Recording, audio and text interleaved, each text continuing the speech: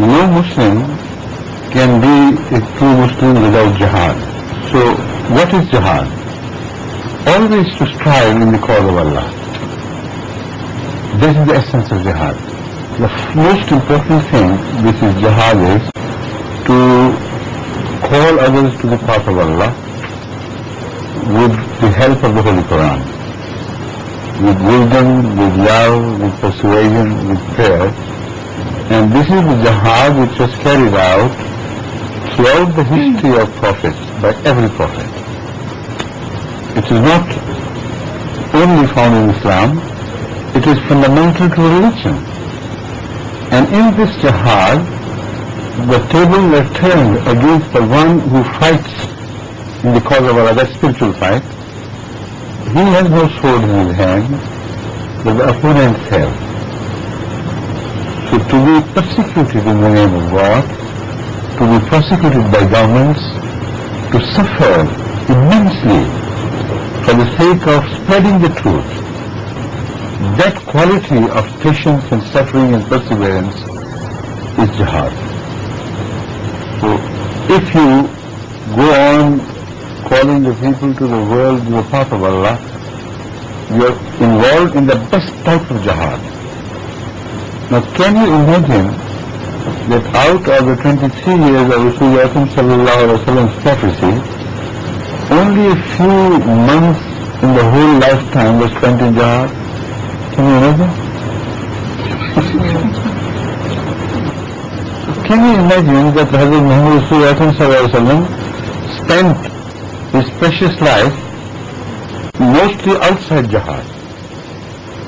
Just 3 months of his life in the year of 23 years was spent in jihad, the rest was spent in other causes. Impossible. Unbelievable. Absolutely wrong. Every moment of his life was jihad. The very first day when he was commissioned to convert the whole world to the path of Allah, jihad began. And the Holy Quran says, Jahidhum bihi jihadin kabira. This is a jihad kabir. With the help of the Holy Quran, not with the help of sword. And to do it so bravely that no power on earth can overawe you, can subdue you to submission or change your course. Continue to strive in the path without a sword, with the help of the Quran and the reason and everything. This is the jihad which does emerge victorious in every case. There is no change in the fate of this jihad.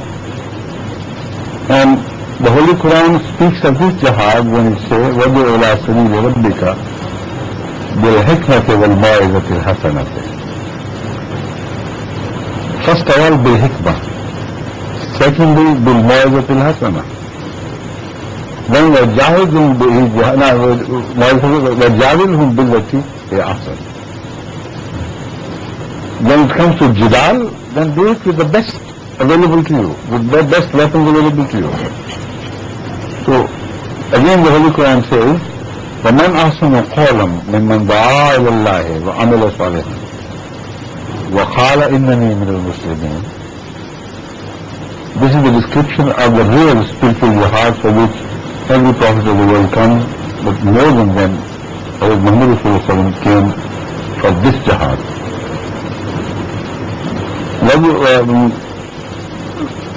وَمَنْ أَحْسَنُ قَوْلًا مِمَّنْ دَعَا إِلَى اللَّهِ وَعَمِلَ صَالِحًا وَقَالَ إِنَّنِي مِنَ الْمُسْلِمِينَ وَلَا تَسْتَوِي الْحَسَنَةُ وَلَا السَّيِّئَةُ ادْفَعْ بِالَّتِي هِيَ أَحْسَنُ. This is jihad. If you do that, فَإِذَا الَّذِي بَيْنَكَ وَبَيْنَهُ عَدَاوَةٌ كَأَنَّهُ وَلِيٌّ حَمِيمٌ. Now, if this jihad was to be fought with sword, the answer should have been this, but then that person, between him and you, there is enmity, he will be killed. It doesn't say that. It says, كَأَنَّهُ وَلِيٌّ حَمِيمٌ. Wali and Hamim, adawat means the one who is bloodthirsty, who wants to take your blood. Waliun Hamim is the one who wants to offer his blood to you for your sake. That is the real meaning of Waliun Hamim. At the time of need, he would not spare anything. He would even offer his life, his blood, everything for the sake of the person whom he loves. So this is the greatest transformation, the greatest victory one a man can achieve, to convert people who hate you to suffer at their hands, but continue to love them until they fall in love with you like no other man has ever achieved. Now this jihad requires certain conditions. Like other jihad also requires certain conditions. And these conditions are also laid out very clearly in the Holy Quran. It says, وَمَا يُلَقَّاهَا إِلَّا الَّذِينَ صَبَرُوا. As I said, it's a jihad of patience. وَمَا يُلَقَّاهَا, this great objective cannot be achieved, of transforming your enemies into such loving friends that they would not hesitate to sacrifice their lives for you. وَمَا يُلَقَّاهَا إِلَّا الَّذِينَ صَبَرُوا. Only those who are granted that quality of patience by God, which is needed for this, can do this, otherwise not. وَمَا يُلَقَّاهَا إِلَّا ذُو حَظٍّ عَظِيمٍ. God is not talking of ordinary Muslims alone with patience. Now he turns to Hazrat Muhammad Rasulullah. He said, out of patience, there is one man who is given a share, nothing like that is given to anybody else. Hazzin Azim, as if one part was distributed to the whole of the Muslim society and the major part was granted to Hazrat Muhammad Rasulullah. He can do that. And he did it. There is a doubt about it. Those who were bloodthirsty for Muhammad Rasulullah, who hated him like anything, they were so transformed that at every battle they, offered their best in front of him to get the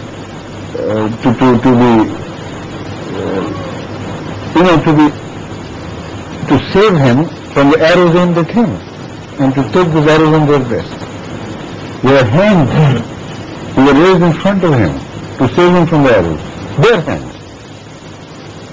And there were so many arrows which injured their hands that Hazrat Talha's hand remained completely paralyzed all his life, like this, because of those arrows. Now this is Waliun Hamim. There were companions of Muhammad Rasulullah who hated him so much that they did not look at his face because of their hatred. When long after his demise, people used to beg such companions, please describe the lovely face of Muhammad Rasulullah. The answer was, such a person, I tell you, this is exactly how it happened. He started crying and wailing. The person who was asked this question felt so embarrassed. He said, have I asked you something which has hurt you so much? He said, no. You don't know what is passing in my heart. There are two phases in my life. One, when I hated Muhammad so much that I did not cast my eyes on his face because of hatred.